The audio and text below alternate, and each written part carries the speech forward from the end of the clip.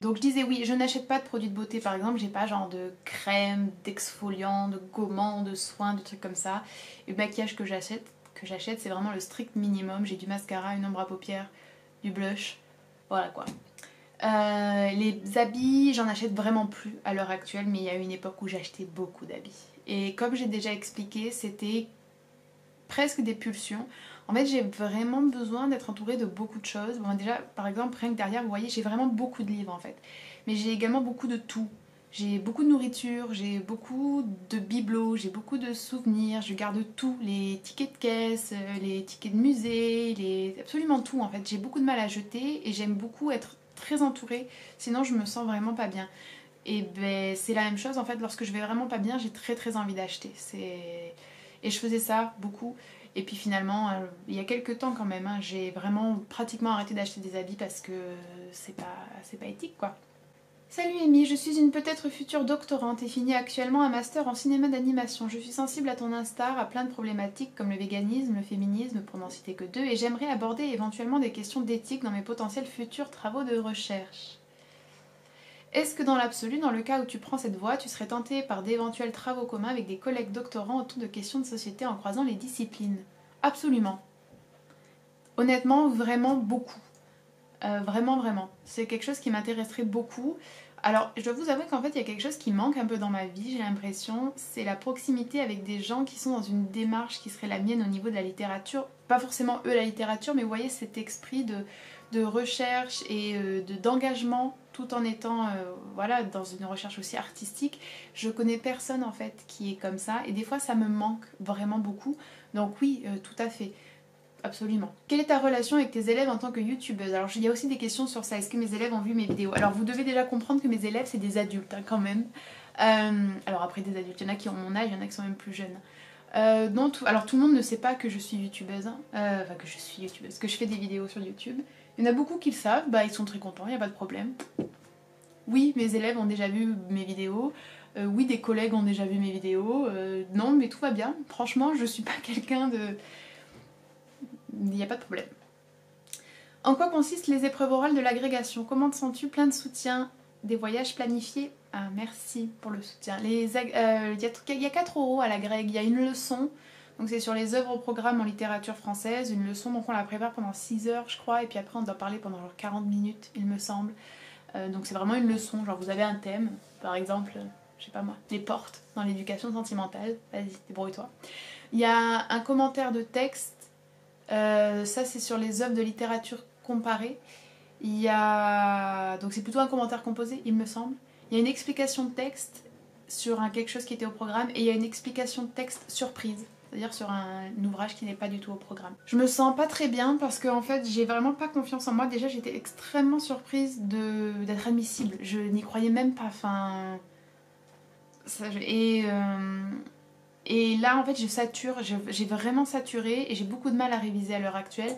J'essaie de lire en permanence mais j'ai l'impression d'avoir fait le tour. Alors pas d'avoir fait le tour parce que les œuvres on peut toujours se plonger dedans, mais quand vous avez autant d'œuvres, je sais pas combien il y a d'œuvres là mais il y en a genre... il y en a plus de 10 c'est sûr, 12 je crois qu'il y en a. Quand vous avez autant d'œuvres et que vous avez un impératif aussi important, enfin vous pouvez pas vraiment vous plonger réellement de manière intelligente dans ces œuvres à mon sens. Donc... j'ai l'impression d'avoir fait le tour, quoi. J'en ai marre de les lire et de les relire. Et en même temps, je sais très bien... Vous voyez, honnêtement, si j'avais échoué aux écrits, je pense que je l'aurais mieux vécu que si jamais j'échoue aux oraux. Voyage planifié, pas vraiment. J'étais censée partir avec une amie. Finalement, ça ne se fera pas. Et du coup, je réfléchis à faire quelque chose. J'aimerais beaucoup, ça fait depuis longtemps, j'aimerais faire une série de vidéos qui s'appellerait Meeting You, ou à votre rencontre, où en fait j'irai passer la journée avec certaines d'entre vous. Donc du coup ce serait des vidéos à l'international hein, plutôt. Et j'aimerais beaucoup vous rencontrer vous, c'est-à-dire que ce soit une vidéo sur vous et voir votre ville à travers vous. Donc c'est un projet que j'aimerais beaucoup mettre en branle cet été. Et par exemple rencontrer 3 personnes cet été ou même 2 personnes, ce serait génial pour pouvoir après en faire quelque chose. C'est quelque chose que j'aimerais vraiment faire. La grecque, c'était comment? Est-ce que tu as un follow-up à partager avec nous par rapport à ton ressenti vis-à-vis du système éducatif, etc. Pourquoi tu ne viens pas en Algérie un jour? Je propose même de t'héberger. Ah, bah, ça tombe à point avec la réponse précédente. J'aimerais beaucoup venir en Algérie. J'aimerais vraiment beaucoup. Et pour Meeting You ou pour À votre rencontre, c'est vrai que j'adorerais pouvoir faire ça avec une personne par exemple en Algérie. Ce serait extrêmement intéressant, je pense, pour tout le monde. Donc pourquoi pas, hein, pourquoi pas. La grecque c'était difficile, c'était un peu bizarre. En fait je parlerai de la grecque dans une autre vidéo une fois que les oraux seront passés. Quel roman de Zola préfères-tu? Je t'envoie tout mon amour et mon soutien. Merci beaucoup. J'aime beaucoup La Curée de Zola. Que penses-tu des produits végétariens, végétaliens venant de l'industrie, type steak de soja? En consommes-tu? En consomme? Non, en consommes-tu? J'en consomme, mais pas très régulièrement. Vraiment pas régulièrement. Je préfère le tofu, moi. N'as-tu pas peur que la société en joue pour créer à nouveau un marché important qui, comme celui que j'essaie de fuir en adoptant un régime végétarien, a un impact terrible sur l'environnement? En fait, c'est vraiment la question, c'est-à-dire que là, il faut que si jamais ça se développe, ou nous en tant que consommateurs, il faut aussi qu'on fasse attention à quelle marque on va sélectionner. Je pense qu'il est possible de créer ces produits tout en restant dans un marché qui serait beaucoup plus éthique, pas parfait parce que c'est impossible à notre époque, mais qui serait plus éthique. Et c'est aussi à nous consommateurs de montrer ces exigences-là. Et je pense qu'il y a des compagnies qui le feront. Voilà.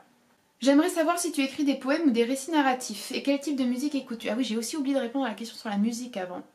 J'écris pas des poèmes.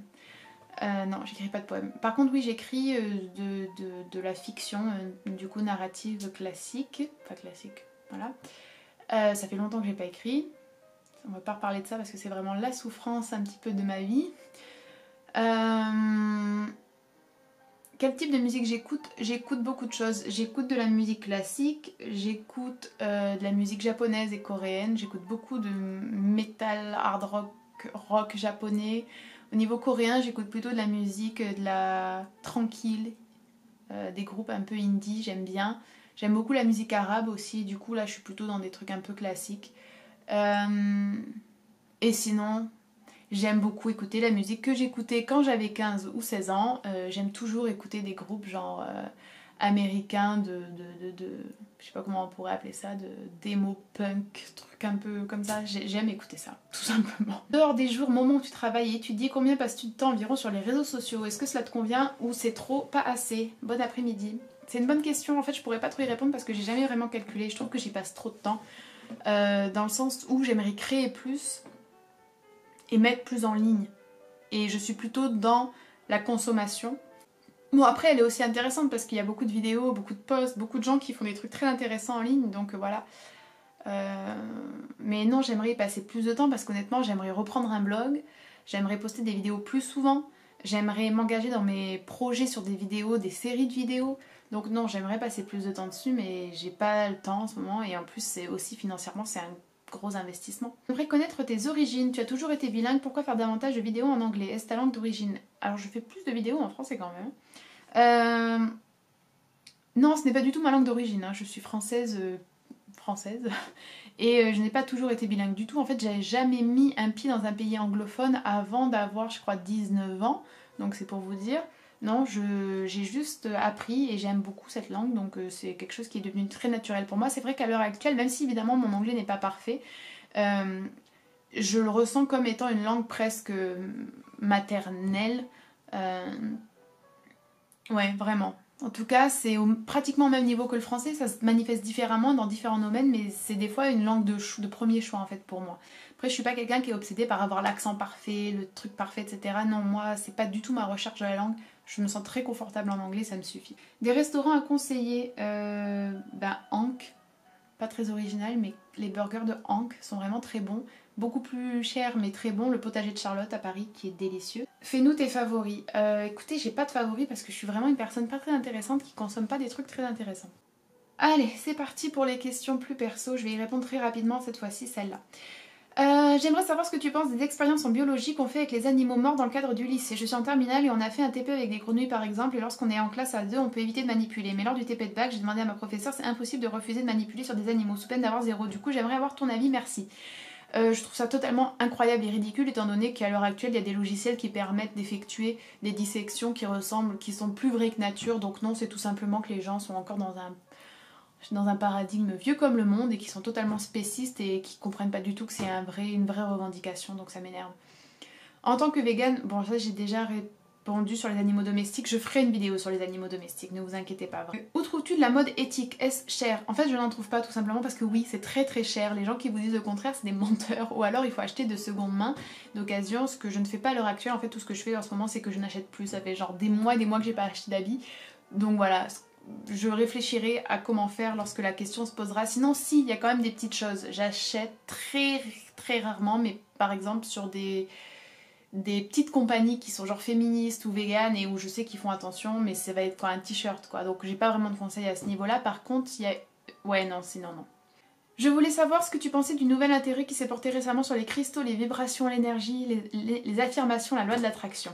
Est-ce que tu t'y es toi-même intéressé? Est-ce qu'au contraire tu n'y crois pas? Grand bien vous fasse, vraiment, honnêtement. Si c'est quelque chose qui vous intéresse, si c'est quelque chose qui vous plaît, non, moi ça ne m'intéresse absolument pas. Alors après si, l'énergie, bah si on est tous de l'énergie, donc bien évidemment on peut pas ne pas être intéressé par l'énergie, mais par contre la loi d'attraction et tous ces trucs, non, non, non. Tu pensais à combien d'argent s'est fait la personne qui vous a vendu ce bouquin sur la loi de l'attraction? Pardon. Je me demandais ce que tu pensais de la prostitution voulue. Déjà, j'ai un petit peu un souci avec ça, mais bon bref. Es-tu plutôt abolitionniste ou bien penses-tu qu'on doit laisser à chacune le droit de faire ce qu'elle veut de son corps, y compris le ventre? Écoutez, c'est une question très difficile. Je suis contre la prostitution. Toutefois, je ne suis pas contre les prostituées. Donc je pense qu'il faut protéger les prostituées. Il faut leur permettre de travailler dans des autres situations, leur permettre d'avoir une retraite, une sécurité, etc. Par contre, non, je suis totalement contre la prostitution. Je ne pense pas qu'un corps doit se vendre. Je pense qu'on l'accepte déjà bien trop dans la manière dont est organisée notre société avec un fonctionnement capitaliste. Mais alors ça, c'est vraiment l'étape ultime. Et en plus, la disproportion, mais tellement incroyable qu'il y a entre les prostituées hommes et les prostituées femmes, ne fait qu'aggraver la chose et ne me permet pas, à l'heure actuelle, je suis désolée, de me positionner en pro-prostitution. Est-ce que tu as déjà porté plainte pour harcèlement, menace envers ta personne? Non, j'ai jamais eu le temps. Mais je devrais. Ce n'est pas trop dur de manger végétalien quand tu pars en voyage où tu arrives à trouver des restaurants véganes facilement? Non, c'est pas dur. Enfin, des fois, ça peut être dur. Par exemple, au Kazakhstan, c'était l'enfer. Mais par exemple, au Japon, c'était tout à fait faisable. En Allemagne, c'était très facile. En Hongrie, très très facile.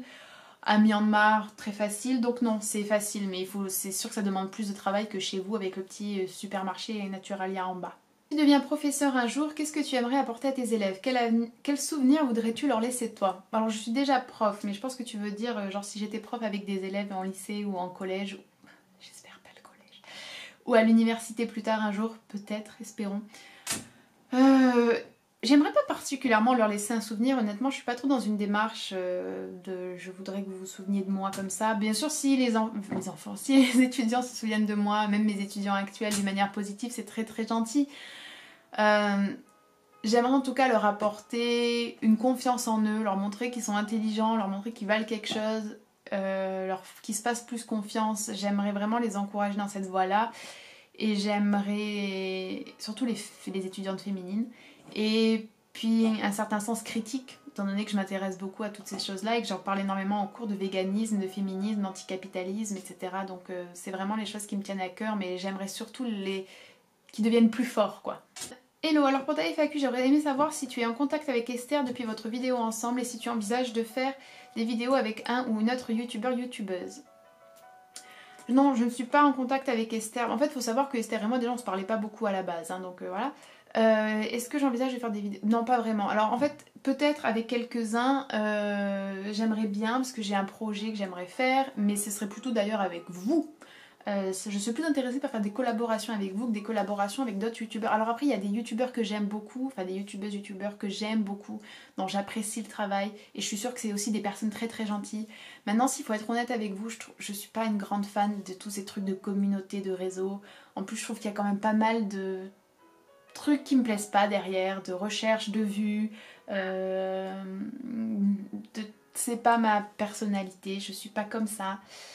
Et voilà, j'ai fait la collaboration avec... Après par exemple, vous voyez, j'ai fait plusieurs vidéos avec Dana et Lou de Wild We Roam, mais c'est mes amis, je les aime en tant que personne, ça n'a vraiment rien à voir pour le coup.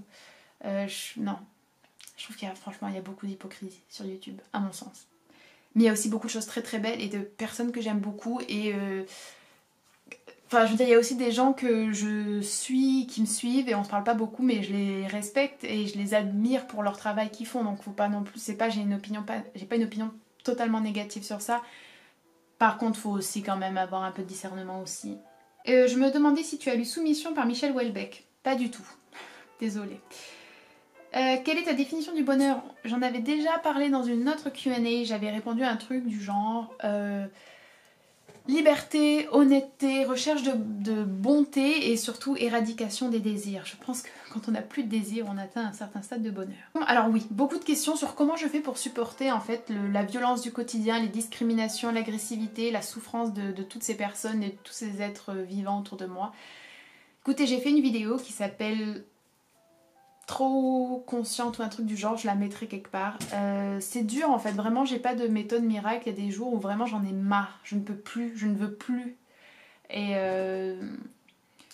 la seule chose c'est que je me dis, écoute, si tu l'ignores, si tu essaies de vivre ta vie confortablement, bah cette souffrance ne s'arrêtera jamais. J'ai pas la prétention moi de l'arrêter en faisant quelque chose, mais je pense que si tout le monde pensait un minimum comme ça, bah, il y a des choses qui changeraient. Donc je me dis juste que c'est mon devoir et j'essaie de pas m'apitoyer sur mon sort, mais c'est très difficile, je vous comprends entièrement. J'ai une question. Lorsque je parle, en tout cas quand j'essaie de débattre à propos du féminisme avec mes amis, surtout masculins, la discussion finit très vite par tourner autour de ce qu'ils appellent les féminazis, les radicales qui veulent la supériorité à l'homme. Je n'en ai jamais vu personnellement, mais d'après eux ça existe.